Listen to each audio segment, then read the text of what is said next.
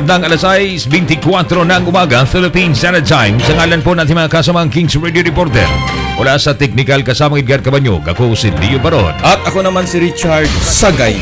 At ngayon mga kabayan, tayo po sa bayang napapagigad sa mga impilan ng Kings Radio Philippines sa 99.5 Kings Radio San Francisco, Agusan del Sur, 102.5 Kings Radio Siato Negros Oriental at 94.5 Kings Radio Hinubaan Negros Occidental. At ngayon mga kabayan, sa detalye po ng ating mga nagbabagang balita ngayong umaga ng Friday. Balitang Probinsya. Patuloy na pinasasalamatan at binibigyang pugay ni Governor Emilio Lala Tadinho Mendoza ang lahat ng mga Cotabateño na nakiisa sa selebrasyon ng 110th founding anniversary ng Probinsya at Kalibungan Festival 2024. Kaya naman upang maipadama ang pagmamahal at malasakit ito sa lahat ng mga sektor sa probinsya, namahagi ang Kapitulyo ng mga food packs sa mga person deprived of liberty o PDL na kasalukuyang nasa loob ng North Cotabato District Jail o NCDJ. Ayon sa 434, ang nabigyan ng food pack sa pangunguna ni PGO Executive Assistant JC Enid, katuwang mga opisyal ng Bureau of Jail Management and Penology o BJMP.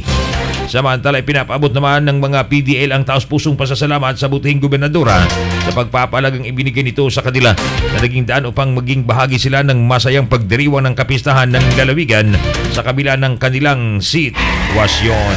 Balitang Probinsya. Samantala, puspusan ang advokasya ng City Health Office sa Cotabato City para sa 37 barangay ng lungsod upang makaiwas sa umano'y paglaganap ng dengue cases sa mga karatig probinsya. Ito ang kinumpirma ni UIC City Health Officer Dr. Haris Ali. Anya, hindi pa naman makikukonsiderang dengue outbreak ang lungsod, ngunit pinagsisikapan na nila itong maiwasan sa pamamagitan ng mas maigting na paghahanda laban dito. Batay sa report ng City Health Office, hindi pa naman naitatala ang mataas na antas ng mga nasawi dahil sa sakit, kung kaya't puspusan silang nanghihikayat sa mga barangay health workers sa lungsod na katuwang sa kanilang kampanya. Manageable pa naman ang kaso ng dengue sa Cotabato City, ngunit hindi pa kampante ang tanggapan at porsigidong ipagpatuloy ang kanilang mga hakbangin habang laban dito. Mas tinututukan nila ngayon ang buong 37 barangay ng syudad, lalo't nagsimula na ang klase ng mga estudyante. Balitang Probinsya. Samantala mga kabayan, nagsimula na nitong hagdaang Miyerkules sa September 4 ang pamamahagi ng sahod ng mga benepisaryo ng Special Program for the Employment of a Student sa pangangasiwa ng pamahalang panlalawigan na katuwang ang Department of Labor Employment o DOLE. Abot sa 235 na SPES beneficiaries ang nakatakdang tumanggap ng tig 7,091 pesos bawat isa o katumbas ng 1,666,384 na kabong halaga ng sahod para sa 20 araw ng paglilingkod sa kanilang mga barangay nitong nakdaang July 1 hanggang 26, 2024. Sa nasabing halaga, 60% ay nagmula sa pamahalang panlalawigan habang 40% naman ay inilaan ng DOLE. Ang nasabing distribusyon ay pinangisiwaan ng Provincial Treasurer's Office at magpapatuloy hanggang sa lahat ng mga benepisaryo at makakuha ng Nature's SPES salary. Ang SPES ay isa sa mga prioridad na programa ni Governor Mendoza bilang bahagi ng pagsisikap ng pamunuan nito na mabigyan ng oportunidad ang mga estudyante sa kolehiyo at matustusan ang kanilang pag-aaral sa kabila ng kakulangan sa pinansyal na kanilang pamilya. Balitang Probinsya. Samantala mga kabayan, sa dagdag na balita, arestado ang isang CAFGU o Citizen Armed Forces Geographical Unit sa drug bypass operation ng PDEA BARM sa Barangay Talob, Tamparan, Lanao del Sur. Kinilala ang sospek sa pangalang Alunto Pampa, residente ng Barangay Kabasaran, Lumbayanagi, Lanao del Sur at aktibong miyembro ng CAFGU. Nakuha sa sospek ang isang pakiti ng head cell transparent na plastic sachet na naglalaman ng iligal na droga na may bigat na 500 gramo na nagkakahalaga ng 3.4 million pesos. Isang unit ng kalibre 45 baril at magasin na may mga bala at bypass money. Matapos ang operasyon ay agad nang nadinala sa PDEA Regional Office BARM Jail Facility ang suspect at maharap sa kasong paglabag sa Republic Act 9165 o Comprehensive Dangerous Drugs Act of 2002. Balitang Probinsya. Umagang balita sa Kings Radio.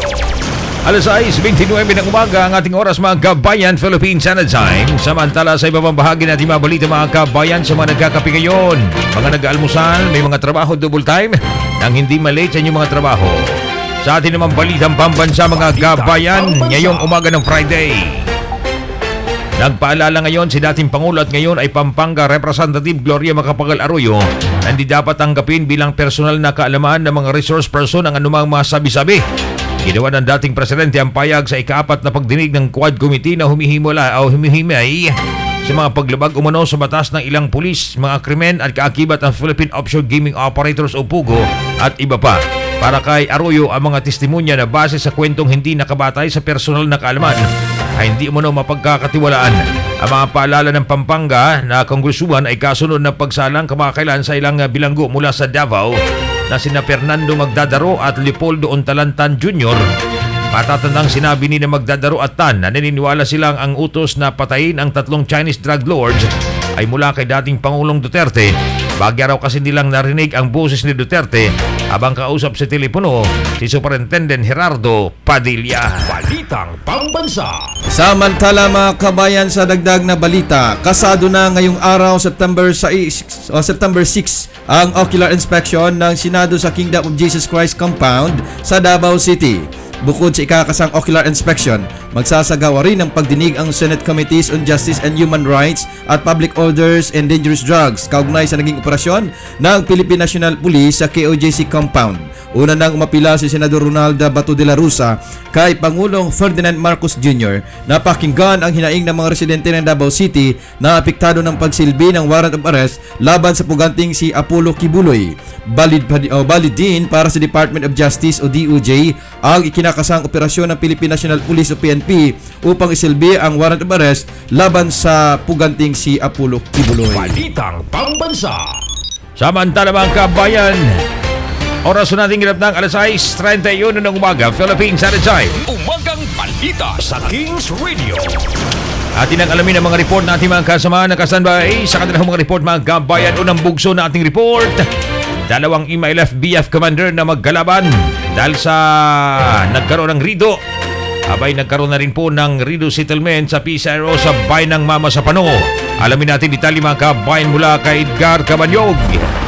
Kings Radio Report. Matagumpay ang Rido settlement sa pagitan nila Commander Dia Muhammad at Commander Daud Binsu, kapwa MILF members at pawang residente ng Mama Sapano, Maguindanao del Sur. Nanguna sa peace effort ang Peace Security and Reconciliation Office, MILF Ad Hoc Joint Committee, local officials, militar at PNP. Nagugat ang away ng dalawang grupo matapos na tambangan at mamatay ang isang kaanak ni Commander Daud. Agad naman kumilos ang Ad Hoc Joint Committee at Peace Security and Reconciliation Office sa pamumuno ng Executive Director Anwar Alamada upang hindi lumaki ang gulo. Ayon kay Alamada, kapwa MILF BF ang dalawang leader at posible nila itong hindi ikasuspindi sa pamunuan ng MILF sakaling magmatigas ang dalawa. Sa maayos na usapan at ariglo, nangako ang magkabilang panig na magkasundo at mag-ayos alang-alang sa kapayapaan. Mula Enero 2024 hanggang sa kasalukuyan, abot na sa 30 naglalabang pamilya ang matagumpay na napagkasundo ng PSRO. May 10 pamilya pa silang pinag-aayos sa ngayon, dagdag ni Alamada. Yan ang report, Edgar Cabanyog para sa Umagang Balita sa Kings Radio. Umagang Balita sa Kings Radio. Samantala mga kabayan, ambulansya na sangkot sa vehicular accident sa Kidapawan City.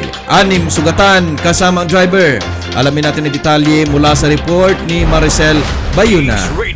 Report.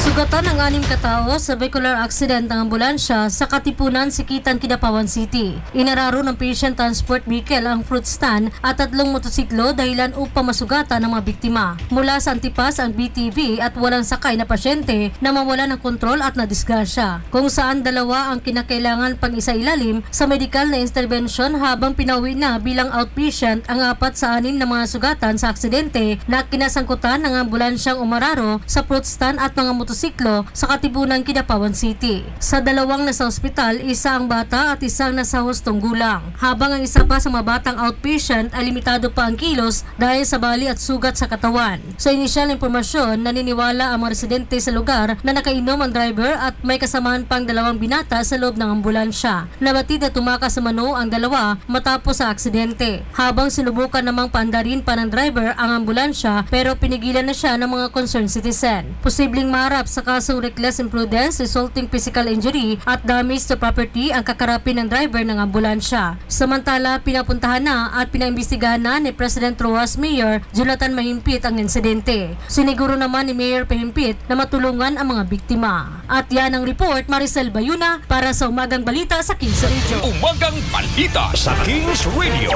Samantala mga gabayan lakbay-gabay program ng MSWD sa mga barangay. Nagsimula na dito sa Bayan ng Bisayap. Detail report mga gabay mula kay Jose Edison Katulong.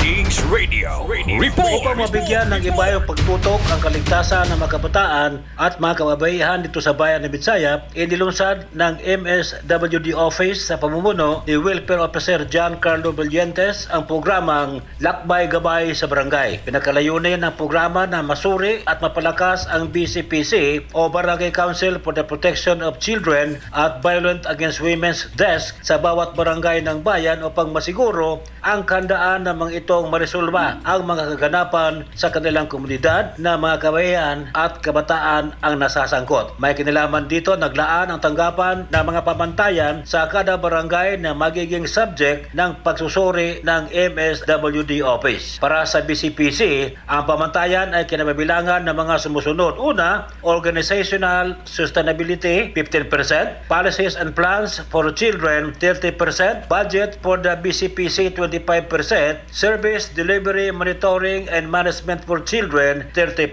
Habang ang mga pamantayan naman para sa Violence Against Women's Desk ay ang Establishment 20%, Resources 20%, Policies, Plans and Budget 20% at ang Accomplishments 40%. Makakatanggap ng parangal at monetary incentives mula sa LGU Bisayap ang mga barangay na magpapakita ng natatanging performance bilang bahagi ng advokasya ni Mayor Roleo de Mansakdalan na may taguyod ang progresibo at ligtas at inklusibong komunidad para sa mga Bisaya Peños. Sa report ako si Ed Katulong para sa Umagang Balita. Umagang Balita sa Kings Radio. Samantala mga kabayan, sa dagdag na balita, Negros Oriental ikatulo sa Central Visayas nga adunay pinakamataas nga kaso sa dengue.